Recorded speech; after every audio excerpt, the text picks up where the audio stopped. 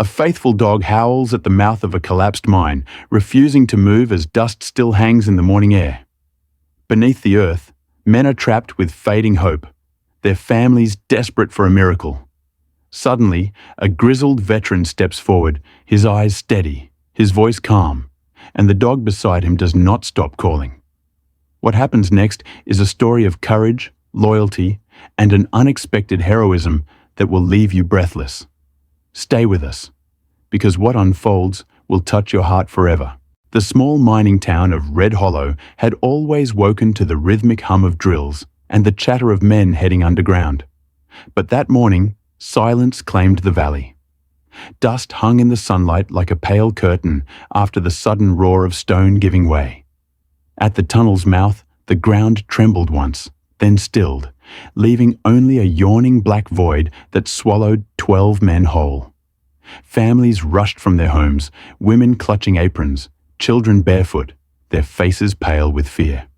And standing at the edge of the chaos was a dog, a large German shepherd of 8 years, his fur a deep sable mixed with grey at the muzzle, eyes sharp and filled with unrest. His name was Ranger, and he had belonged to a man who had not returned from war. Now he was cared for by the townsfolk, yet he belonged to no one, until this moment, when he seemed to belong only to the trapped souls beneath the earth. Ranger raised his head and let out a long, aching howl that cut through the panic, a cry that made even the toughest men shiver. Among the gathering crowd, a broad-shouldered figure pushed through. Captain Samuel Hayes, a man in his late 50s with weathered skin, a grey beard trimmed close, and eyes as steady as stone. He had once led soldiers through battlefields in distant lands, his back still marked by an old injury that gave him a slight limp. Since retiring, he had lived quietly on the edge of town, keeping to himself, respected but seldom called upon.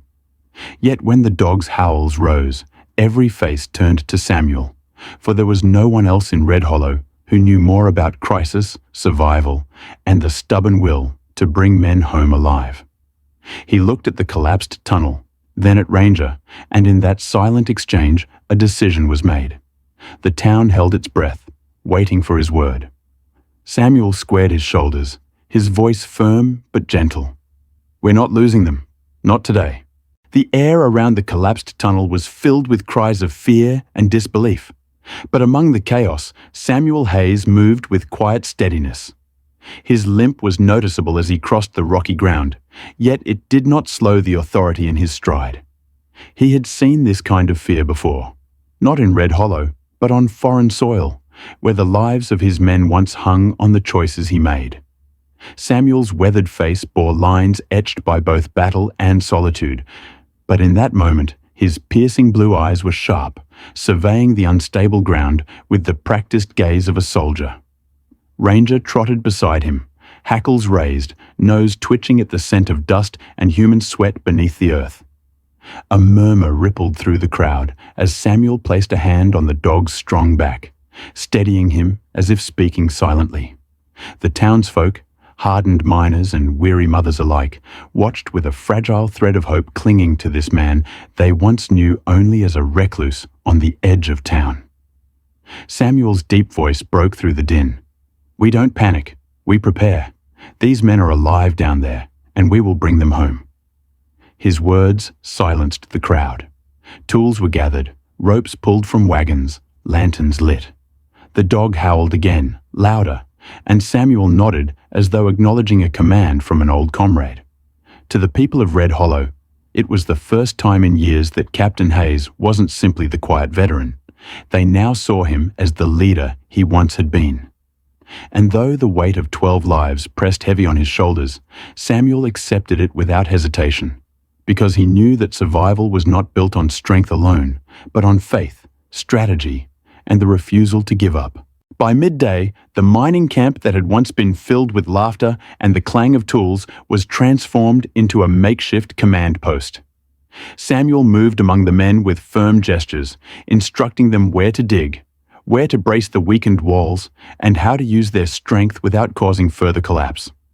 His voice carried not as a shout, but as steady guidance, the way an experienced captain spoke to soldiers in the field.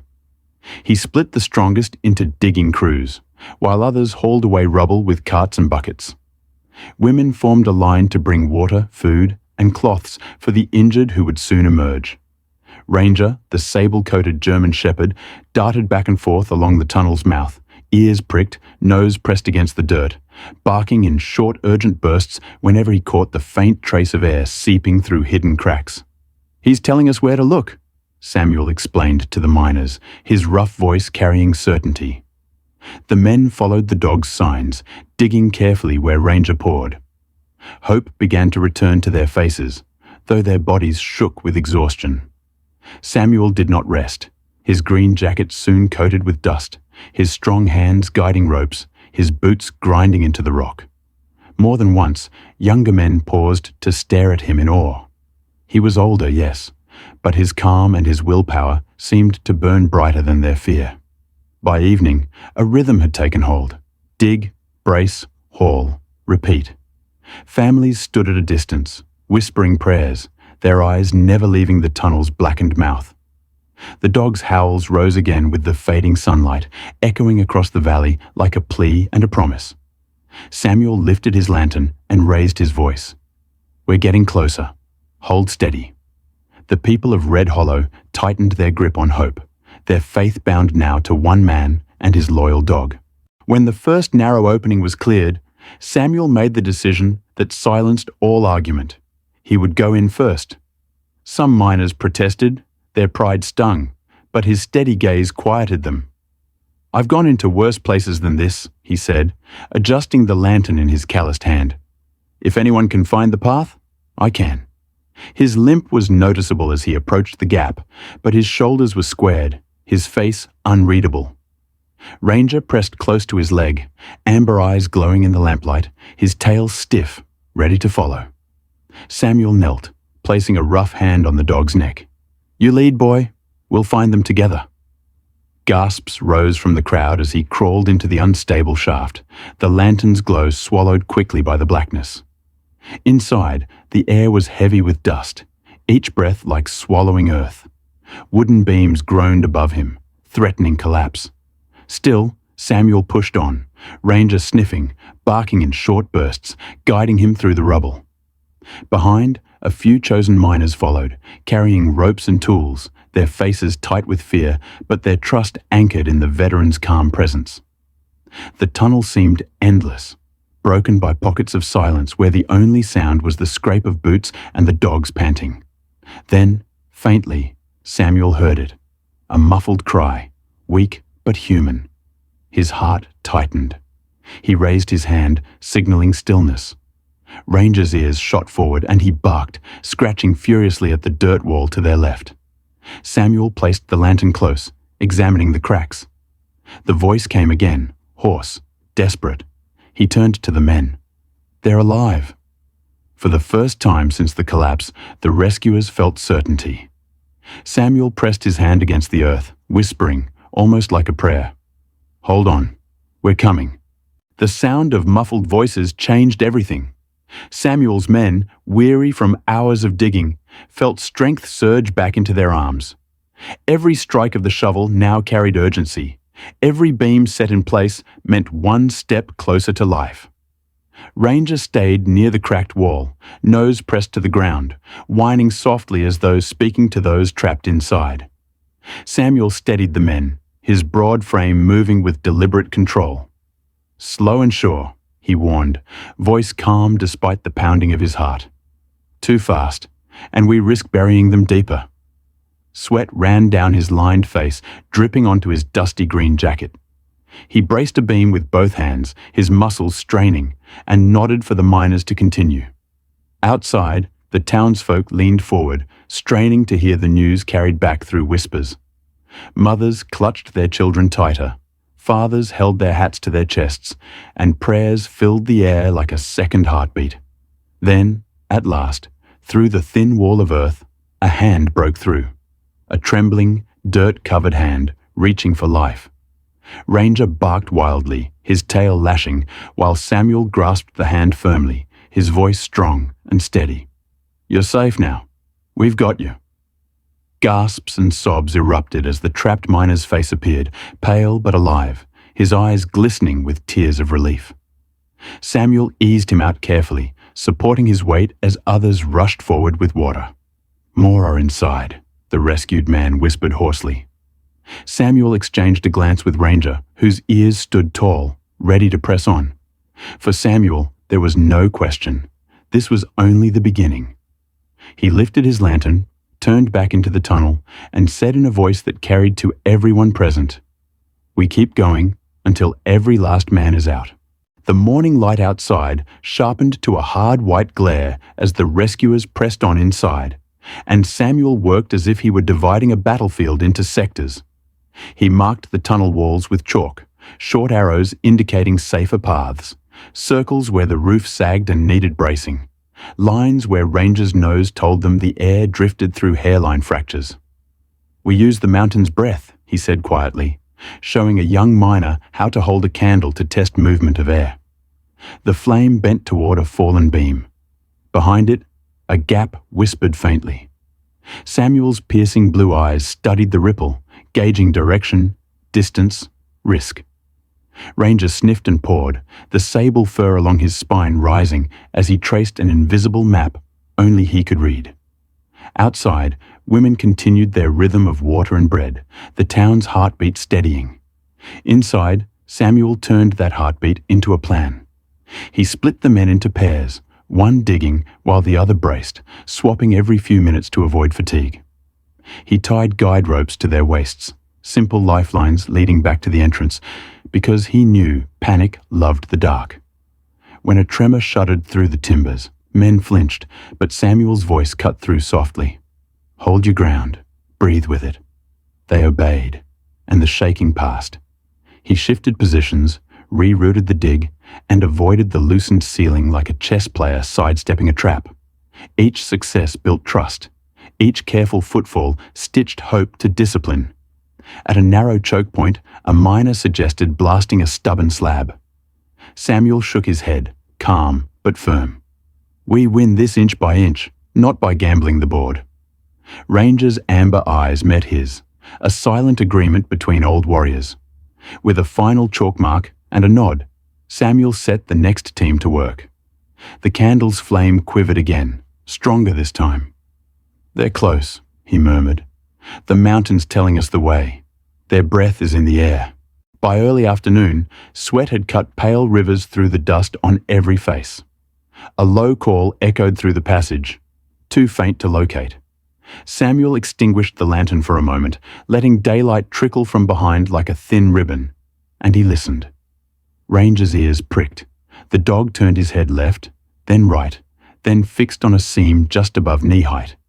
He scratched, barked twice, and lay down with his muzzle pressed to the crack, whining.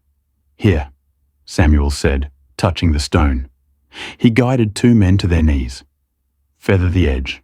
No wedges that'll jar the roof." They chipped with measured strokes, pausing on his signal, feeling the rock respond, making a door where there had been none. The seam widened. The smell of damp clothes, human breath, and oil drifted out. "We're coming through," Samuel called. A rasping voice answered, a string of names tumbling after it, roll call in reverse, life counting itself. When the last chips fell, Samuel eased the slab forward and slid inside first, shoulders brushing the stone. 3 men huddled there, eyes burning in the dimness, skin ashy but warm. He checked pulses, squeezed hands, passed canteens. Ranger crawled halfway in, tail thumping the dirt, licking one coal-blackened wrist as if to tether the man to the world above. "Slow and steady back," Samuel told his team. He looped guide rope around each miner's waist, positioning rescuers on either side. "On my count." The passage groaned. Time showed its teeth. Samuel's voice stayed level. "Now." The convoy moved like a single creature, breath synchronized, inches turning to feet, feet to yards. When daylight finally kissed the rescued men, the valley exhaled, mothers crying, hats lifted, the town's fragile hope pouring over them. Yet, even in that flood of relief, Samuel's gaze drifted to the dark. The count wasn't complete. He cupped Ranger's head, feeling the dog's breath steady. "Good work, partner," he murmured. "We go back. The mountain owes us more names." Outside, the sun climbed, the heat pressing gently on shoulders and backs, a benign weight compared to the mountains. Inside, a beam let out a brittle crack and sent pebbles pattering across helmets like dry rain. The crew froze. One man's hand shook visibly. Samuel set his lantern down, reached up, and bore the load with his own shoulders long enough for 2 braces to wedge in. The tremor passed. The man whose nerve had faltered stared, chastened, until Samuel clasped his wrist and said, "Fear's honest, just don't let it steer." The miner nodded, shame easing from his face. Ranger nosed the man's palm once, as if sealing the lesson. 2 passages later, the team hit a dead end, a solid wall of rock where the map had promised space. Disappointment rippled through the crew. Samuel crouched, touched the wall, then pressed his ear against it. Faint, so faint he thought he imagined it, came a tap. Not random. 3 beats, pause, 2. Ranger lifted his head, whining softly. Samuel smiled without showing teeth. "We make our own maps," he said. He rerouted the dig along a hairline vein, marking a new curve with chalk, drawing hope where paper had failed. Progress slowed, tempers frayed, water skins ran low. Samuel rationed sips by habit, not hardness, sharing his with a younger man whose lips had gone white. "You'll need your voice to call back," he said, and the boy gave a surprised laugh that loosened the tightness in the group. Then, a small miracle. Air moving cooler, carrying the faintest trace of pine sap from the surface. A pressure pocket had opened somewhere, feeding breath back into the tunnel. Men raised their chins instinctively, lungs greedy for it. "The mountain's giving us a window," Samuel said. "We use it." Ranger barked once, a sharp sound like a starter's pistol. Picks rose again in measured rhythm.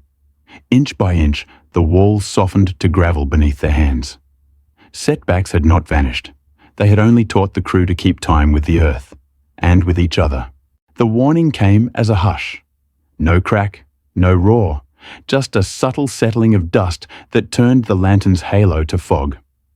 Samuel's instincts flared. He raised a palm, stilled the line, and pointed to the ceiling where a bowing plank made a shallow frown. "Back 2 steps, braces up," he said.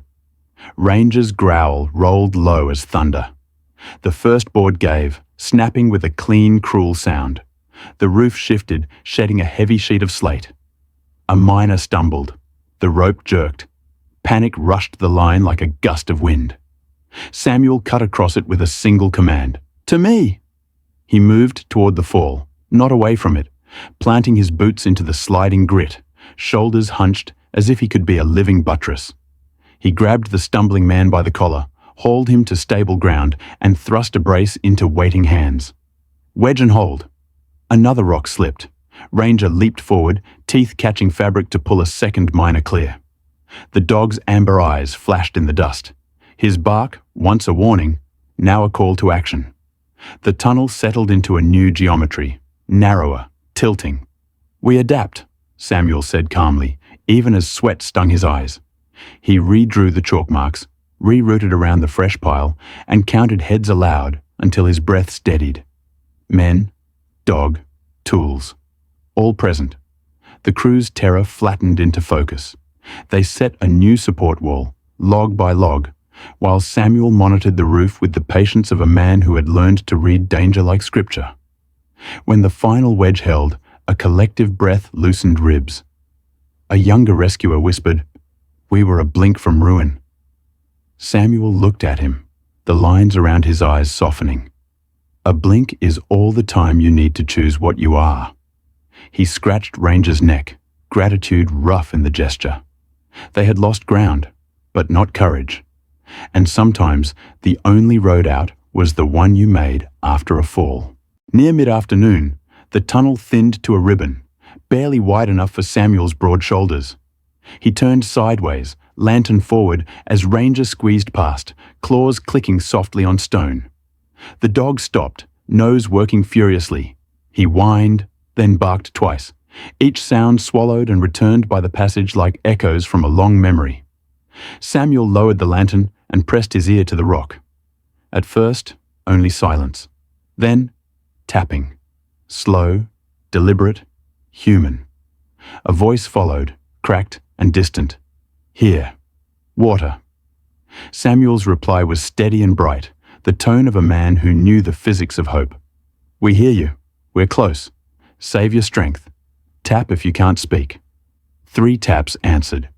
He organized the team in a tight corridor, demonstrating a feathering technique that ate rock without shaking the roof. Think of it as carving a name, he said. Every stroke is a letter. The men worked, and time again became elastic. Minutes that felt like hours, hours that vanished in the grit. Samuel paused, only to lift a canteen to Ranger's mouth. The dog lapped and returned immediately to the wall, body quivering with focus. The seam opened to a breath, then a handspan. Air flowed cool and damp across Samuel's face. He peered through. The reflection of his lantern caught eyes inside, wide and shimmering. Count yourselves, he called. Names emerged, numbers too. More than they had expected, fewer than they had feared. He passed in water and wedges of bread, his voice narrating each motion for the trapped men so sound could become a bridge across the small remaining dark. You're not alone, he said, quiet certainty wrapping the words. Behind him, the line of rescuers adjusted braces, checked knots, and steadied themselves for the final breach. Samuel touched the rock once, as if it were a soldier's shoulder before the charge.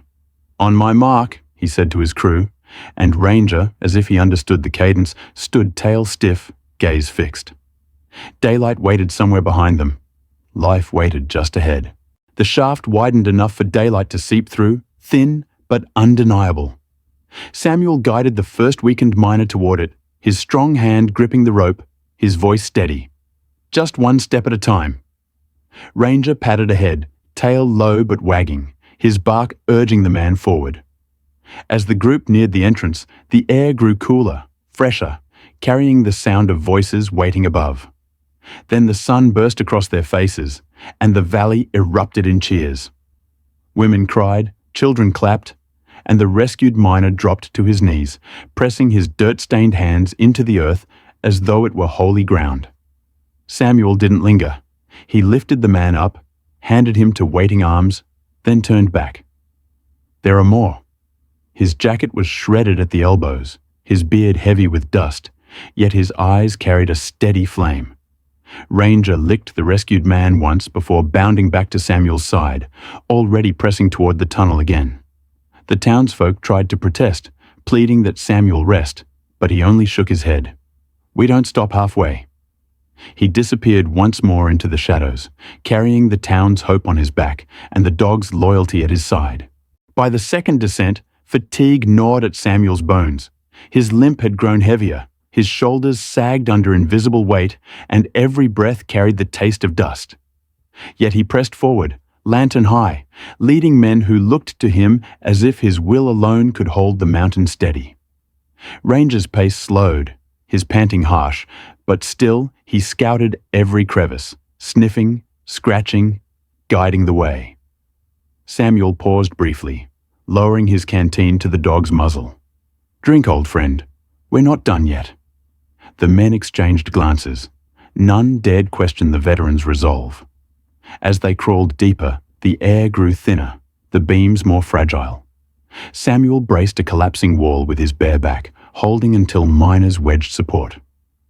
The strain twisted his face, but his voice never shook. Steady, lads. We're not here to falter. He thought of the men still waiting, trapped, their families above, and it gave him fuel where his muscles faltered. Outside, the sun climbed high, burning the valley with relentless brightness.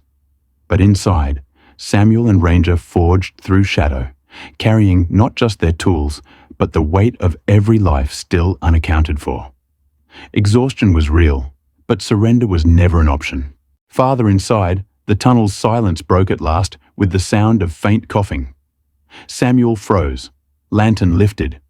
Ranger whined, ears sharp, then lunged forward, pouring a mound of stone. Samuel pressed his ear close. Yes, the sound of breath, of men clinging to life. With renewed vigor, the miners attacked the rubble. Samuel's voice guided each strike, calm and clear. Feather the edges, let the cracks speak. Inch by inch, light pierced the darkness until pale faces emerged. 4 men, weakened but alive. One reached for Samuel with trembling fingers. We thought no one would come. Samuel clasped the hand firmly, his rugged face softening. We don't leave our own behind. He passed water skins, tore cloth from his own sleeve to bind a bleeding head, and eased them onto the guide ropes. Ranger lay across one miner's chest, licking his cheek until the man laughed weakly through his tears. That sound traveled through the tunnel like a bell of hope, lifting spirits even among the rescuers. Samuel's body screamed for rest, but his mind held fast. They were closer to the end. He whispered to the dog, voice low but steady. Just a few more, partner. We'll bring them all back. The final push came with greater peril than any before. The last chamber lay deep, the ceiling low and trembling, ready to fold. Samuel crawled on hands and knees, lantern swaying, Ranger close beside him, tail brushing the dirt. Inside, 3 men waited, too weak to rise. Samuel's heart clenched at the sight. Faces hollow, eyes pleading. He wasted no words. Tying ropes around their waists, he instructed his team, his voice sharp yet calm. Lift together steady, no sudden pulls. Ranger nudged one miner's shoulder, barking as though to rouse him. The man smiled faintly, whispering, "Good boy." The crawl back felt endless. Rocks shifted, dust rained, and the earth growled as though angry at their defiance. At one point, the ceiling buckled, sending a slab crashing. Samuel threw his body across a trapped miner, shielding him as Ranger snarled at the falling debris. Pain ripped through Samuel's side, but he didn't waver. "Keep moving," he shouted. When at last daylight appeared, weak but real, the men dragged themselves out, blinking against the sun. Cheers erupted louder than thunder, hands reaching, pulling survivors to safety. Samuel emerged last, battered, jacket torn, face streaked with blood and dust. Ranger trotted at his side, tail wagging weakly. The valley's silence broke into sobs of joy and cries of gratitude. Every man was accounted for. The impossible had been done. That evening, Red Hollow stood transformed. The mine was quiet, its wounds raw, but the people's hearts overflowed with gratitude. In the town square, families gathered, lanterns glowing as the sun set behind the hills. Survivors sat on benches, bandaged but alive, surrounded by mothers, wives, and children. At the center stood Samuel Hayes, his broad frame weary yet upright, the green jacket torn but honorable, his beard gray with dust and sweat. Beside him, Ranger rested with head on his master's boot, amber eyes half closed, too tired to bark, yet unwilling to leave his side. The mayor, voice trembling, called Samuel a hero. The crowd erupted with applause, some men lifting hats high, women wiping tears from their cheeks. Samuel shook his head gently. "Not me. All of us. And this dog." He reached down, scratching Ranger's ears, and the crowd cheered louder. Children ran to hug the dog, pressing their small faces into his thick fur. For the first time in years, Samuel's stern features softened into a true smile. He felt not just relief, but a belonging he thought long lost. The town, once fractured by fear, now pulsed with unity, bound by survival and sacrifice. As night fell, Samuel sat quietly on the steps of the square, the weight of exhaustion pressing heavy, yet his heart strangely light. Ranger leaned into him, and the veteran whispered, almost to himself, "We kept the promise. We brought them home." In the hush that followed, the people of Red Hollow knew they had witnessed not just a rescue, but the return of a leader and the proof of loyalty, man and dog, unbroken, forever etched in their story.